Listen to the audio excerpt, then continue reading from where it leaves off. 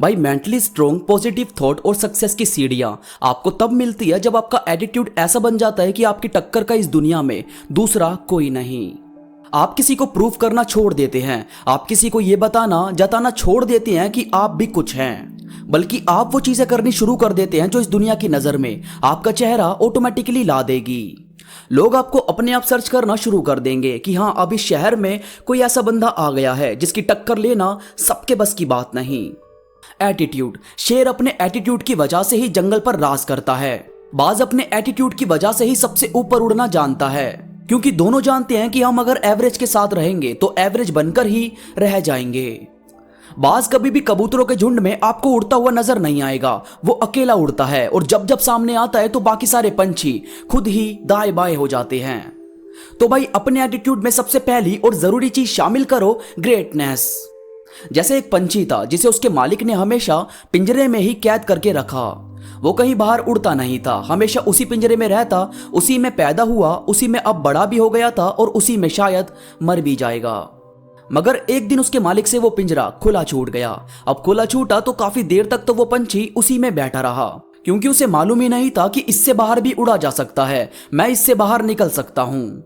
वो तो बस उसी में रहा और बड़ा हुआ है। तो थोड़ा थोड़ा करके वो बाहर की साइड आया और हल्के से उड़ने की कोशिश की। वो हल्का सा उड़ा तो पहले तो गिर गया, फिर दोबारा उठा और जोर से उड़ने की कोशिश की। इसके बाद तेज हवा आई और उसे अपने साथ उड़ाकर ले गई। पहले तो उसे समझ ही नहीं आया कि ये कौन सी दुनिया है, ये मैं कहां निकल गया हूं, मेरा मालिक जो मुझसे इतना प्यार करता है वो मेरे बारे में क्या सोचेगा। जबकि उसे थोड़ी ना पता था कि उसका मालिक ही उसका दुश्मन है, जिसने सारी जिंदगी उसे पिंजरे में कैद रखा।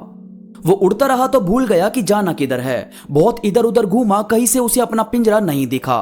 फिर वो थक हार कर एक पेड़ की डाली पर बैठकर रोने लगा। अब जिस पेड़ पर वो रो रहा था उस पर बहुत सारे कबूतर अपना अपना घोंसला बनाकर रहते थे।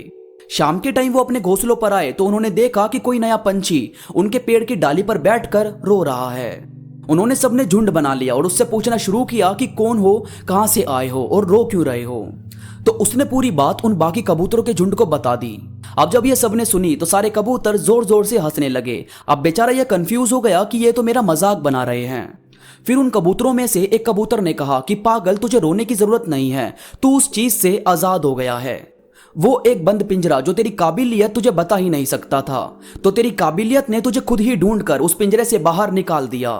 तू किसी पिंजरे में रहना डिजर्व नहीं करता। ये पूरी दुनिया, ये नीला आकाश तेरी उड़ान के लिए बना है।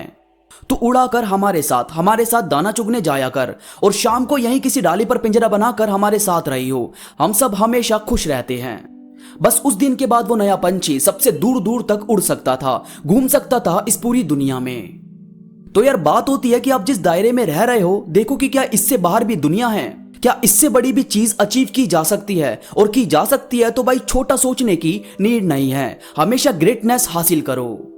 इसके बाद है अम्यूजिंग, मनोरंजक, जो सबको हंसाए। उनकी बातों को सुने, कुछ ऐसा आपको बनना चाहिए। आपको पता है ये जो बड़े बड़े एक्टर्स होते हैं, कलाकार होते हैं, ये हमें उम्र भर एंटरटेन करते हैं। अपने अभिनय से हमें हंसाते हैं, रुलाते हैं, हमारे अंदर जोश भर देते हैं और इसी वजह से हम इनसे बहुत ही ज्यादा अटैच भी हो जाते हैं। और कभी जब ये इस दुनिया को छोड़कर चले जाते हैं तो हमें काफी ज्यादा पेन होता है कि हमारा पसंदीदा कलाकार इस दुनिया से चला गया। तो यार देखो, उन्हें ना तो आप पर्सनली जानते थे, ना कभी मिले थे। वो बस एक आर्टिस्ट है जिसके तौर पर आप उन्हें जानते हो। इसके बाद भी आप उनसे इतने ज्यादा अटैच हो गए। यानी कि आपका किरदार, आपकी छवि ऐसी होनी चाहिए कि अगर पर्दा गिर भी जाए तो लोग ताली बजाते ना रुकें। इसीलिए थोड़ा एंटरटेनर होना जरूरी है, इससे लोग आपको जिंदगी भर नहीं भूलते। इसके बाद है सपोर्टिव। आपके लिंक में कोई इंसान है या आप खुद भी हो। कभी ऐसा हुआ है कि आपको किसी ने अपने सपनों पर काम करने के लिए अप्रोच ना किया हो और वहीं एक इंसान हो जिसे आप पर बिलीव हो, तो वो इंसान हमें जिंदगी भर याद रहता है। तो बस आपको इस चीज से समझ आ गया होगा कि सपोर्टिव बनना कितना जरूरी है। इसके बाद है चैलेंजिंग। यार देखो, सिंपल चीजें तो कोई भी कर लेता है, बात तो उसकी है जो चैलेंजिंग रोल प्ले करे। अब जैसे श्री राम अपनी वाइफ के लिए एक ऐसे राक्षस से लड़ने के लिए आगे आए थे जिसने काल को भी अपने वश में किया हुआ था, और नतीजा क्या सामने आया कि सत्य की जीत हुई और आज हम श्री राम की पूजा करते हैं। तो भाई चैलेंज लेना बहुत जरूरी है। याद रखो, दुनिया के इतिहास में सिर्फ उसका नाम लिखा जाता है जो या तो जीतते हैं या अपने हौसले से सामने वाले को हिलाकर रख देते हैं, उनका नहीं जो हारने के डर से गिव अप कर दें। तो थोड़ा सोच कर चलो। और भाई केयरिंग बनना बहुत ही ज्यादा जरूरी है। अपने लिए और अपनों के लिए केयरिंग इंसान होना ही चाहिए।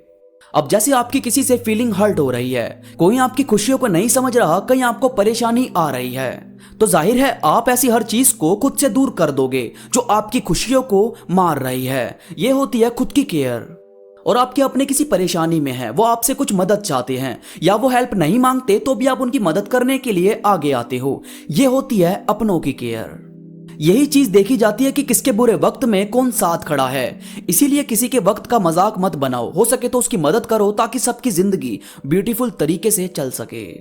दोस्तों उम्मीद करता हूं मेरी बातों ने आपके अंदर एक जज्बा भरा होगा, आपको ये वीडियो पसंद आई होगी। वीडियो में आपको कोई भी बात अच्छी लगी हो तो लाइक जरूर करो और कमेंट करके मुझे जरूर बताओ।